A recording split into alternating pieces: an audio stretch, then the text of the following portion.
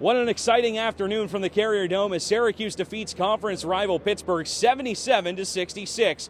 4 Syracuse players were in double-digit scoring after the game, including John Gillen, who had himself a double-double. Year 1 of the Dino Babers era comes to a screeching halt after a 76-61 meltdown at the hand of the Pittsburgh Panthers. Both teams were a part of history this afternoon. The 137 total points was the most points scored by any two teams in an FBS game. Well, a comeback victory just wasn't in the cards tonight for Syracuse as they fall to the Georgia Tech Yellow Jackets 71-65 here at the McCamish Pavilion. Coach Boeheim says that it was the offense that let the team down this time around. Well, it wasn't pretty, but Syracuse pulled off the 28-20 victory over the Boston College Eagles this afternoon in a dogfight. Oh, coming into the new hockey season, the Syracuse women's ice hockey team is projected to win the conference. Being ranked that high can be a lot of pressure for a team. Brianna is with beat reporter Luke McGrath for more on the start. What a victory it was for Syracuse and the Orange. They complete the upset of 17th ranked Virginia Tech 31-17. Coming up on OPP, we'll have full coverage of the game, including post-game sound, highlights, and reaction from our analyst. It's Orange Press Pass, and it starts right now. A brand new lacrosse season here in Central New York, and the SU men's team was ready to get back on the journey to postseason play. No more Dylan Donahue or Tim Barber, but the Orange still packs a strong lineup led by Jordan Evans and Nick Mariano. Just like last season, Syracuse hosted Siena in the Dome for the season opener on Saturday. Let's take a look and see how the new-look Orange fared in its first bit of action for the year. Starting it off from the Dome, Siena, they're ready to go. Walking out, Brendan Bomberry, their newest addition, transferred over from Denver. We'll start this one off with 10:40 left in the first. It's Eric Munn who scores the tying goal 1-1. But that wouldn't last long, as here comes Nate Solomon, who would score this ripper of a goal, assisted by Nick Mariano. It's up 7-3 at that point, 6 seconds left in the first. We moved to Brendan Bomberry, and this is one of the best goals you'll probably see all season. Behind the back and in, right past the goaltender Aaron Lewis. He had absolutely no chance. Let's take a look at the replay here. Initial shot by Mariano, stopped by Lewis, and then just flipped behind the back. That made it 9-3 Syracuse with 11:20 left in the second. Jordan Evans a little bit later would score a goal, assisted by Nick Mariano, making it 13-3. This one's not even close. 6 minutes left in the third. And then Ben Williams, the face-off specialist, would get a goal of his own, making it 15-4 with 14:48 left. Final score 19-6. A familiar name is taking over for a Syracuse broadcasting legend. Good evening, I'm Jared Barton with NCC Sports. A big change is coming to the face of NBC's coverage of the Olympics, and it involves two famous sportscasters, both of them from Syracuse University. NCC Sports reporter Kevin Ryans is live in the newsroom with the story.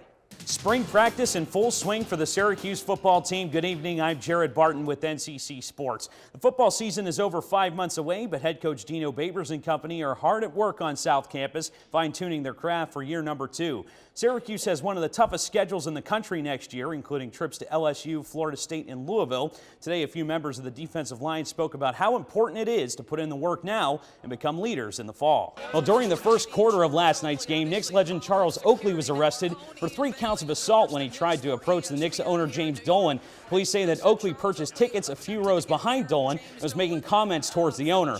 Oakley wants to talk to Dolan about the direction of the team, but according to the former Knick, Dolan won't agree to the meeting. Oakley is scheduled to appear in court in March. Across town, the Nets were looking to snap a 10-game losing streak as they hosted the Wizards. We start this one off in the fourth quarter.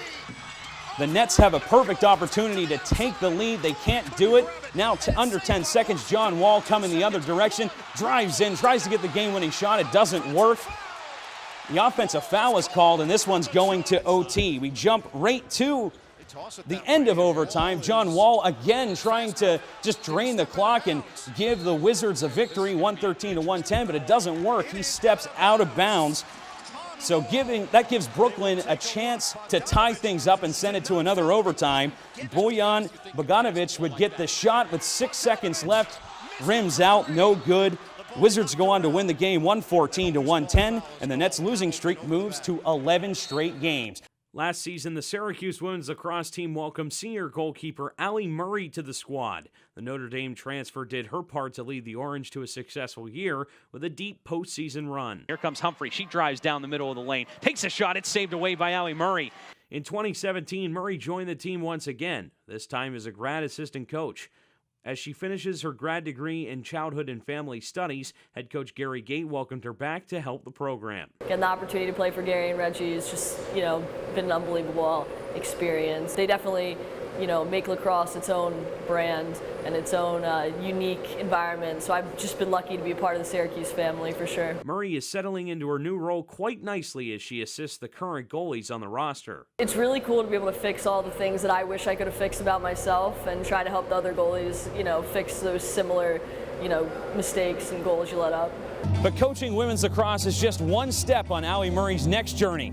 After she's done with the Syracuse women's lacrosse team, she wants to join the Navy. Just growing up watching the military channel, all the opportunities they offer for all kinds of career possibilities. According to Allie, the Murrays have always been a military family. My uncle went to the academy, my other uncle's in the Marines, and I have a cousin in the Air Force, but it's more something I wanted to do since I was a little kid. A lot of Murray's preparation to take the next step in her life not only stemmed from her family, but also from Coach Gate and assistant coach Reggie Thorpe as well. Going forward, that's something I'll take with me, is how they treat the people below them, is how I hope to treat people below me in the military. Lacrosse has played a huge role in Murray's life to this point, and the former goalie sees how much athletics can be tied into her future career with the armed forces. From people skills to time management to working as a team is critical. I think there's a lot of similarities between sports and the military, and I'm excited to have that same team family aspect moving forward.